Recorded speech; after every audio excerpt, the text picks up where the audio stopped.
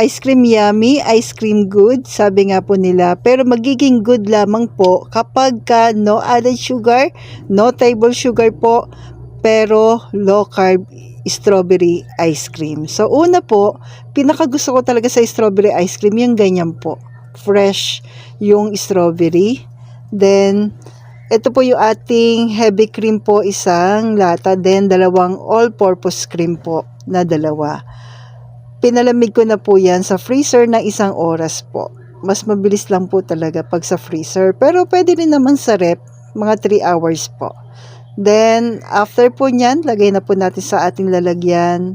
Gamit lang po tayo ng electric na hand mixer para po mas ma-double po natin yung volume nito.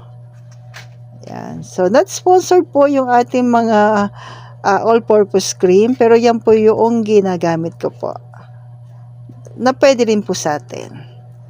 Okay? So, para ma-double po yung volume, gamitan natin ng hand mixer po. Yan.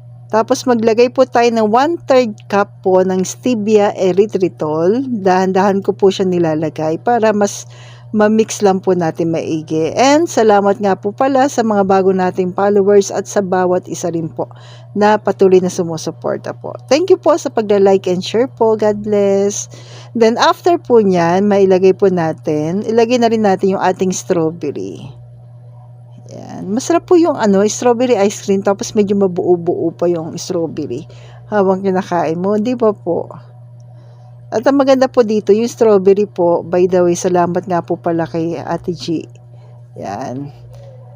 Hindi siya maasim, matamis po yung strawberry. So, ayan na po. Nilagay na natin lahat yung ating strawberry. Then, medyo natatabangan po ako, kaya nag-add po ako, meron akong konting liquid monk fruit. Yan po yung ating dagdag na pampalasa po. At ito na po, ilagay na po natin sa ating freezer. So, stay healthy, stay low carb po, and God bless sa ating lahat.